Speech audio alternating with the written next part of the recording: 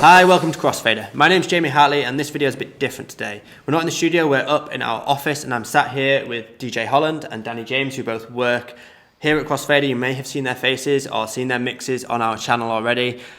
What today's video is all about, we've had a lot of people ask in emails and comments, how should I organize my music library? How should I manage my music library?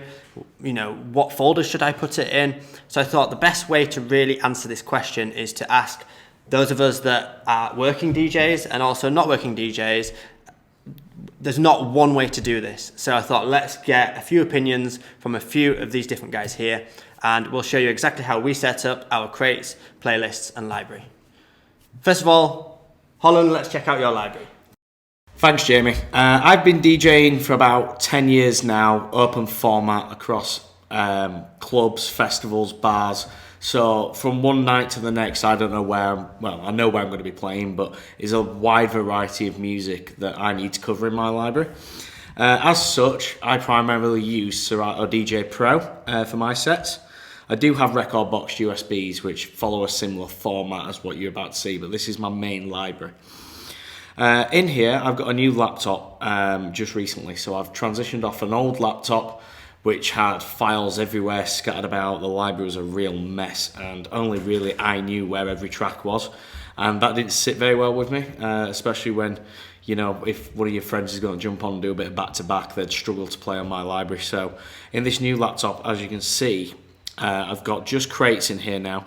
I used to use iTunes to create playlists in iTunes, share them to Rekordbox, Traktor and Serato, but the problem with that is you can't edit the playlists on the fly, and I didn't like that. So with this new laptop, solely using Serato now and Rekordbox, I've got just crates in here, no iTunes showing anymore. In my crates, as you can see, they're all collected by genre, so acapellas, drum and bass, and then there's some categories which are a bit too big, so I've had to break them down into sub crates. So house, for example, I've got commercial and bass in sub crates within the overall house folder. All these, as you can see, are organised by BPM and then subcategorised by key. That way I can make sure wherever possible that my mixes are done in key, just making it sound a little better. As you might notice, there's a couple of colour codings here, mainly green. If something's green, it's a go-to track, something I play quite regular, something I know that works very well in my sets. So when you've got big long folders like I have here, and you just can't think of that song name, that's why they're green, they stand out like a sore thumb to me. Another interesting point about my library is down here in the sample packs. If you open this crate here, these are all the elements, so the voiceovers, the drum hits, the samples that go into Serato's SP6 sample player. I've also got some scratch tools in here just for when I'm feeling a bit creative. But apart from that, that's pretty much everything in my Serato library. And all these crates actually line up perfectly with my music folder within Finder. So within here, as you can see, the according folders are in the according places, so I don't suffer from Serato losing any files or, you know, having to relocate everything. I know exactly where it is. As soon as I download it, it goes into my music folder, into that folder, and then into Serato in the record box, and that's how I organise it, and it keeps it perfect.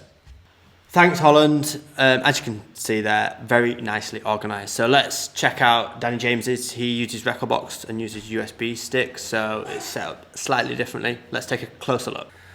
So I'm in a similar position to Holland, where I've just moved to a newer laptop, and I really decided to take care of my crates this time and organise everything in a much better way, as last time everything was just all over the place and it was a bit of a nightmare when it came to moving laptops or hard drives or anything like that. So I've decided to move everything into one place now, which is in my Finder here. I've got a DJ music library, so I drag everything over from downloads when I've downloaded them into there, or whatever folder it might download into, and I'll just drop it straight into there, and then I know where everything is. Then in Rekordbox, I have all my crates here, which usually are under either nights or by genre mainly. I do have a few ones here which are for the Crossfader mixes, but they just stay until the mix is done and then usually get removed. Then I have a few different folders inside of the nights that I do. I mainly follow the newest crate, which is where I'll put everything in that I'm playing recently, the more newer music. I do have a few folders that are laid out like this, where it's in warm-up, build-up, main set, like some essential tunes, things like that. I usually try follow a similar pattern in all the nights that I do, so the same with all these ones here that you can see.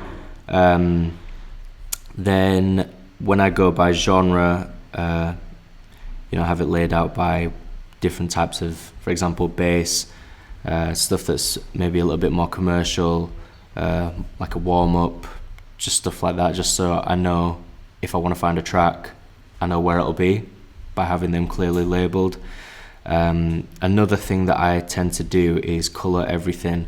So I have like a light blue colour, a green colour and a red colour.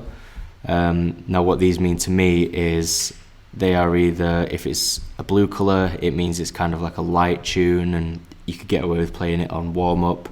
A green tune is like a little bit heavier and a red tune is like a heavy tune.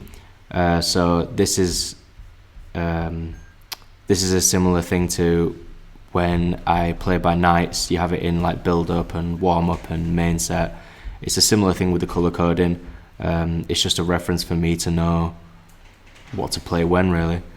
Thanks a lot, Danny. Really, again, nicely organised, and now you're about to see the other end of the spectrum. So I used to be a DJ, a regular club DJ, working 5-6 nights a week a few years ago now, before doing all of this with Crossfader. So this library is from a few years ago. There are still a few crates in there that are Crossfader specific, but I'm going to show you, as a working DJ, some of the things that are maybe separate to Holland and Danny that you might find useful as well. So let's take a closer look. When I was working DJ, I mainly used Serato DJ Pro in DVS style setup. So a lot of the top crates here are things more orientated around Crossfader. I've deleted quite a lot because they're just ongoing playlists that I make and then delete. But under there, we've got things like history sets. So if I did a night at a club and I really enjoyed the set that I played, I'd go into my history in Serato, find the date that it was, and then drag all of those songs from that history into a separate crate.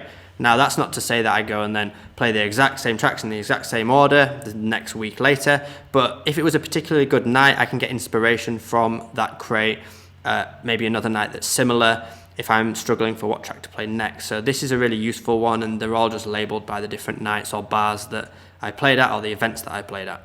Under there, you can see I've got new music. Now, it's not new music to date because it says July 2016 onwards, but these are intelligent playlists. So in Serato, you can make intelligent playlists, which we've got a separate tutorial on.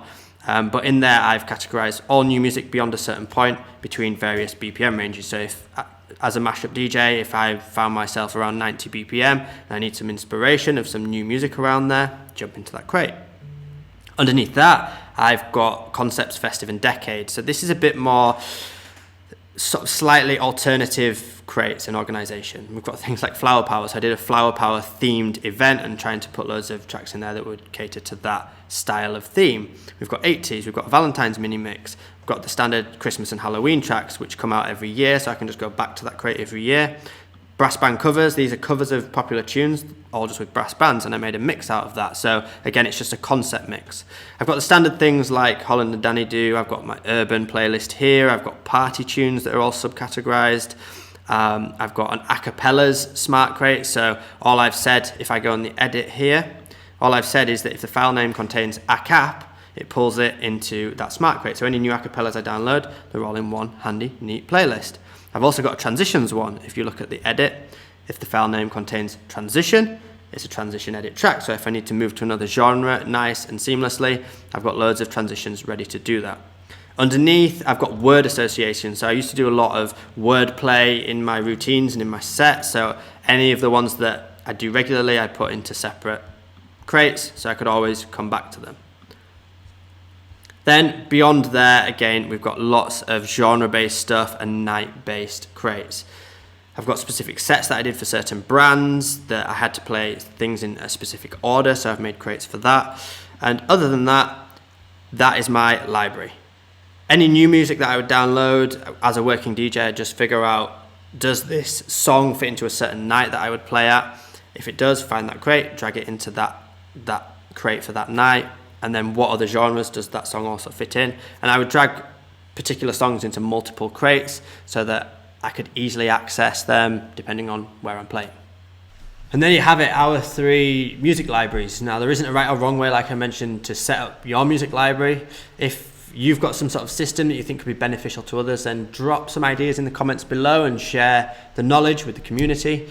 We hope you've gained some value and some insight from this video. And if you're just starting out as a DJ and want to start building your music library, then we have a Crossfader music pack that you can download to get that music library started. Just click the link in the description or the card that pops up. I just want to say thank you to Holland and Danny for sharing that with us, and we'll see you in another video very soon.